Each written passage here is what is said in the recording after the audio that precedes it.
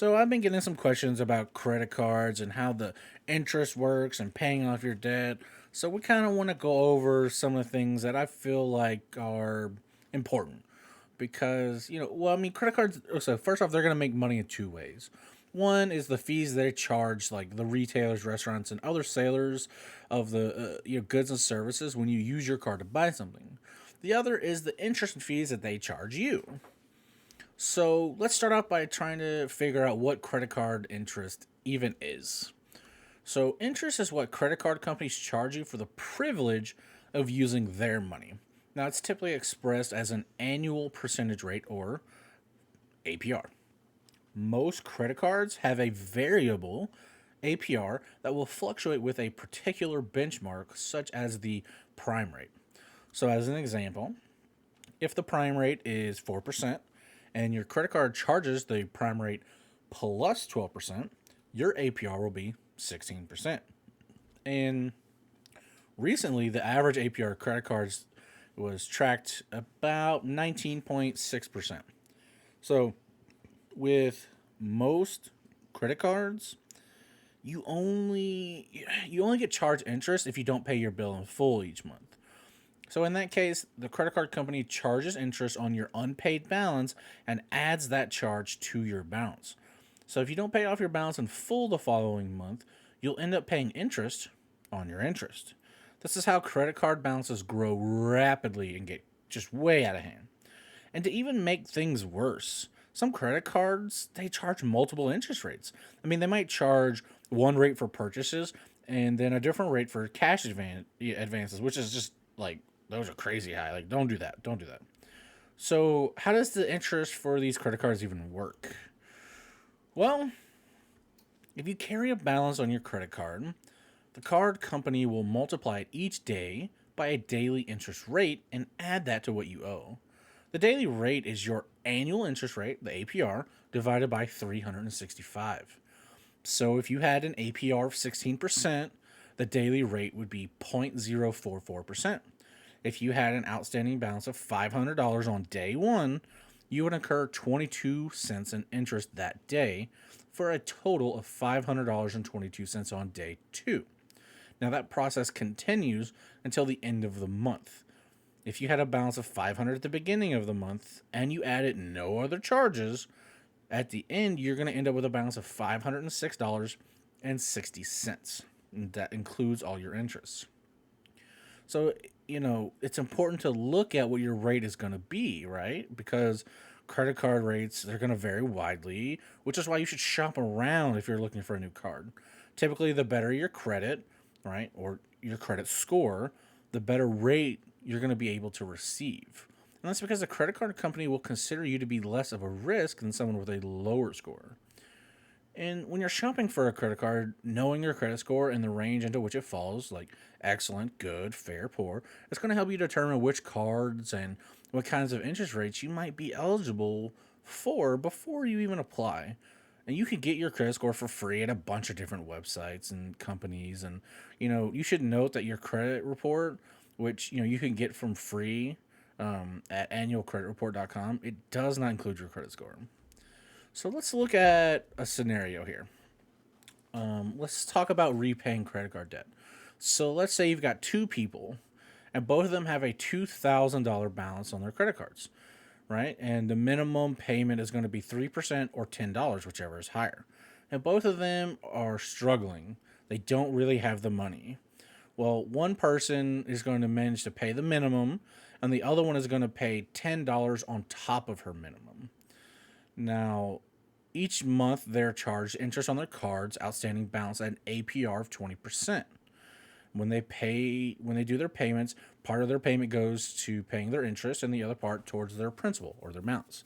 So if they have a $2,000 balance, their breakdown is going to be $2,000 of principal. Their payment is going to be 3% of the balance, $60. The interest is going to be calculated by taking that $2,000 principal, right, times a 20% APR divided by 12 months, which is $33.33. So then their principal repayment is the $60 that they're paying minus the interest, the $33.33, which is leaving them with $26.67. So the remaining balance will be the $2,000 minus the principal repayment, which leaves them with $1,973.33. And this is going to be calculated every single month until you get all the credit card debt paid off.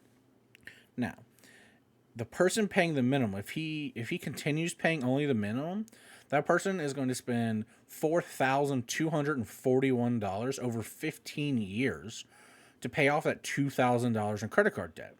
The interest alone is $2,241, right? And then the other person who's paying that extra $10 a month on top of the minimum is going to pay $3,276 over 7.5 years to cover the original $2,000 in credit card debt.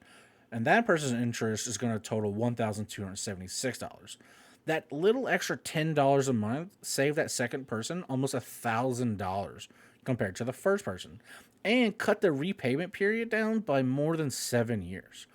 So the thing to take away from that is that every little bit counts. Right? Paying twice your minimum or more can drastically cut down the time it takes to pay off the balance, which leads to lower interest rates in total, and just everything gets way better. Of course, while it's good to pay more than your minimum, it's better not to carry a balance at all. And I'm sure you've heard that. Like, do you pay your balance in full? Do you not pay your balance in full? Why would you pay your balance in full? Well, let's think about it like this. As an investor, you would be thrilled to get a yearly return of 17, 18, 20% on your stock portfolio, right? I mean, in fact, if you were able to sustain that kind of return over the long term, you should probably be running your own hedge fund. Paying off a credit card balance is much like getting a guaranteed rate of return on your investment. If your credit card charges 20% interest per year and you pay off the balance, you are guaranteed to save yourself 20%, which in a way is the equivalent of making a 20% return.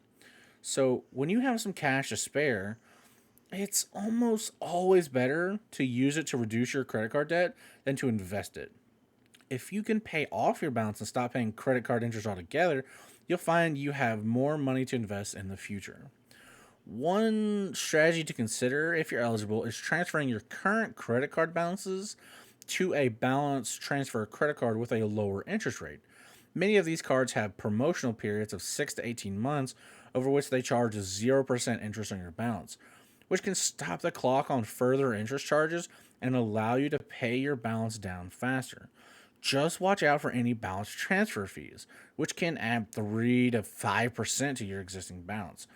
But whatever you do, please remember to keep paying. So then, what are the key takeaways here? What do we learn from all this? Okay, credit card companies charge you interest unless you pay your balance in full each month. The interest on most credit cards is variable, and it's going to change from time to time.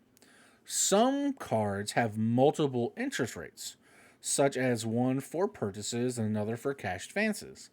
And then your credit score can affect the interest rate you'll pay, as well as which cards you will even be qualified to get in the future. So hopefully this kind of, ticked all the boxes off for some of the information for credit card and debt and interest and how that works, and whether you should pay your balance in full each month or not. I really hope you guys enjoyed this video. If you did, smash that like button. If you're not subscribed to the channel, I'd appreciate it if you did. But until I see you guys in the next video, y'all be safe.